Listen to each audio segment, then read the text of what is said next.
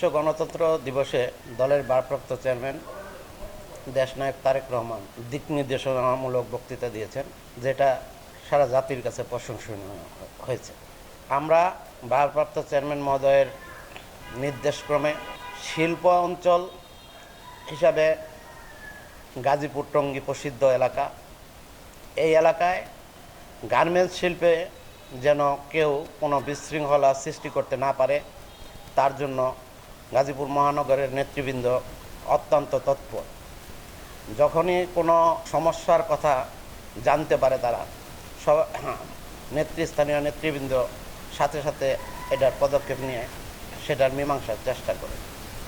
যদি কেউ দলের নাম ভাঙিয়ে এই জুট ব্যবসা, ওই অ্যাক্সেসরিজের কোনো ব্যবসার সাথে জড়িত হইতে চায়, তাদের বিরুদ্ধে দলের গঠনতন্ত্র অনুযায়ী তাদের বিরুদ্ধে শাস্তিমূলক ব্যবস্থা নেওয়া হবে।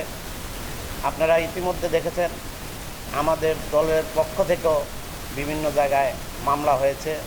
যারা এইসব হুড়পোকা, যারা বিএনপির নাম ভাঙিয়ে বিএনপির সুনাম নষ্ট করতে চায়, তাদের বিরুদ্ধে অলরেডি অনেকগুলি মামলা হয়েছে।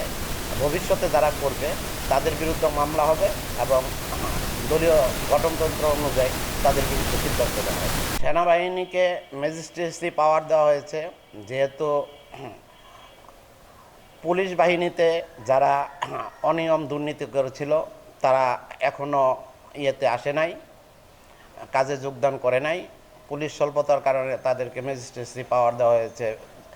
আওয়ামী লীগের প্রেতাত্মারা দেশে একটা অরাজক পরিস্থিতি সৃষ্টি করার জন্য যে পায়তারা করতেছে, এটা সেনাবাহিনীকে ম্যাজিস্ট্রেসি পাওয়ার দেওয়াতে অনেকটা কন্ট্রোল হবে। আমরা সেনাবাহিনীর সাথে যে কোনো সহযোগিতা আমাদের কাছে চাইলে আমরা সেই ধরনের সহযোগিতা করতে প্রস্তুত। বিজিএমের থেকে যে সিদ্ধান্ত যে তারা যদি এই ধরনের উচ্ছৃঙ্খল অবস্থার মধ্যে নেতাকর্মীরা বা কেউ করে, তারা শিল্প কলকারখানা যদি বন্ধ করে দেয়, তাহলে আমাদের দেশের যে পার্শ্ববর্তী দেশ যেটা চাইতেছে আমাদের দেশ থেকে গার্মেন্টস শিল্প ধ্বংস হোক, তাদের দেশে এই কর্মসংস্থান সৃষ্টি করবে, আমরা সেটা চাই না।